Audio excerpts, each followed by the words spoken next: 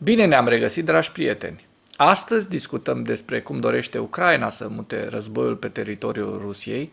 Am văzut ieri un atac masiv ucrainean, al doilea ca mărime din această lună, după atacul masiv asupra Rusiei cu 158 de drone din 1 septembrie. Iată, a venit un nou atac masiv ucrainean cu drone, peste 120 de drone care au fost lansate ieri.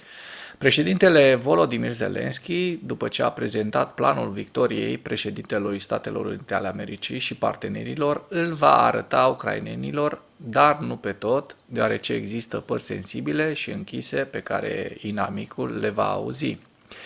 Andriy Yermak spune, acesta este planul președintelui și, bineînțeles, așa cum a promis după prezentarea către președintele Statelor Unite ale Americii și partenerilor, cred că va prezenta acest plan și ucrainenilor. Dar, desigur, există părți care sunt atât de sensibile, sunt închise și nu de asta că există secrete. Asta este țara noastră, știți, astăzi, în sensul bun al cuvântului, singura familie în care nu pot exista secrete, mai ales în timpul războiului. Dar totuși, totul devine public, se aude nu numai la noi, se aude și în Rusia. Potrivit acestuia, este important să vedem implementarea acestui plan pe teritoriul Rusiei. Și vedeți în rezultate victoriile forțelor noastre armate. De asemenea, el și-a exprimat încrederea că cetățenii vor înțelege nevoia de a reduce la tăcere unele detalii ale planului victoriei. Oamenii noștri sunt foarte deștepți, oamenii înțeleg totul și apreciază totul. Eu sper ca planul acesta să conțină nu doar atacuri masive cu drone ucrainene, precum atacul masiv de ieri cu peste 120 de drone, ci și atacuri mult mai eficiente cu arme occidentale, cu rază lungă de acțiune, precum bombele cu planare JSOW, pe care vi le-am prezentat în materialul de alaltăieri. Și sunt sigur că aerodromurile și depozitele rusești de muniții care susțin invazia rusească în Donbass sunt incluse în plan, dar sper ca și aprobarea americană să vină, dacă tot vin sute de rachete JSOW, în noul pachet de ajutor militar. Pentru că altfel rușii vor tot avansa în Donbass și aici mă refer la avansul pe care Rusia îl are de o lună către zona Pokrovsk. Ucraina nu are capacitatea de a opri o mașinărie de luptă rusească, fiind legată cu o mână la spate. Ziua 950 a războiului din Ucraina.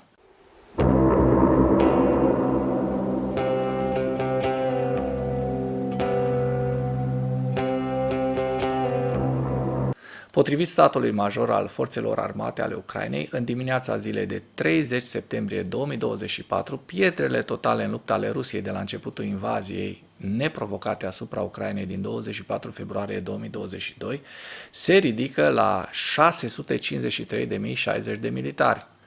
În ultimele 24 de ore, Rusia a înregistrat pierderi semnificative pe întreg frontul din Ucraina, între care 1250 de militari, 5 tancuri, 27 de vehicule blindate de luptă, 27 de piese de artilerie și un sistem de apărare antiaeriană.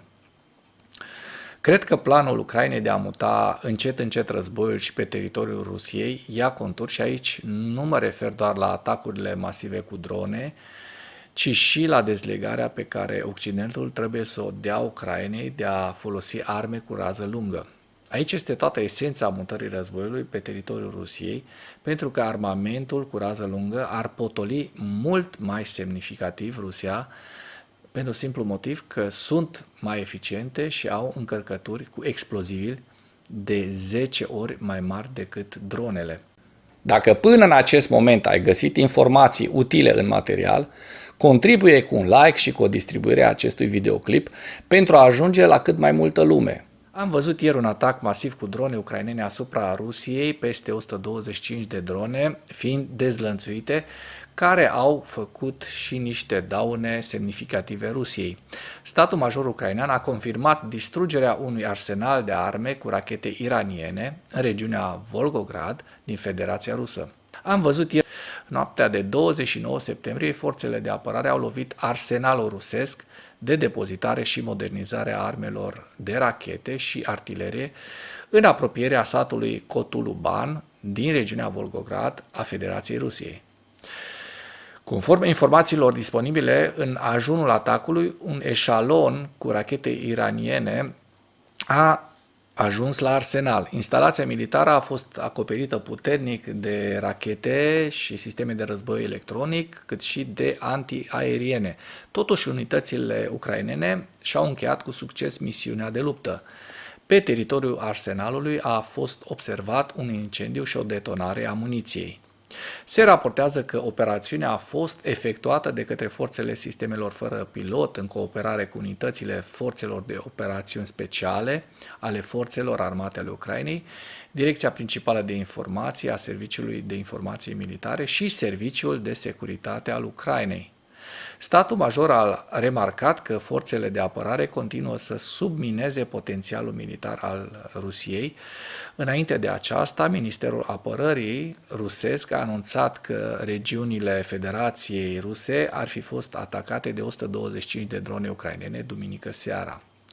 Potrivit publicului rus, exploziile au izbucnit în Iisk, pe teritoriul Krasnodar al Federației Ruse, în apropierea unui oraș militar. Pe lângă regiunea Krasnodar au avut loc explozii în regiunile Rostov, Voronezh și Volgograd. În ceea ce urmează vă prezint un slide cu evoluția de ieri a celor mai importante fronturi din Ucraina și cu principalele știri din presa ucraineană. Hărțile sunt creația Institutului pentru Studiul Războiului. Pentru mai multe informații, accesați link-urile din comentarii.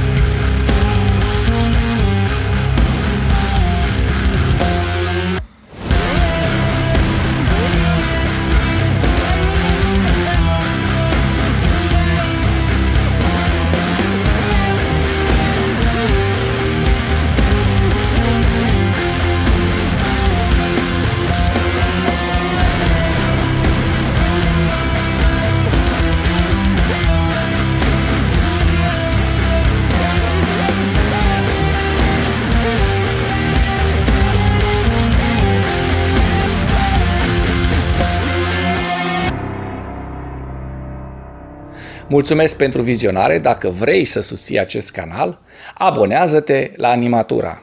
Apreciez mult asta.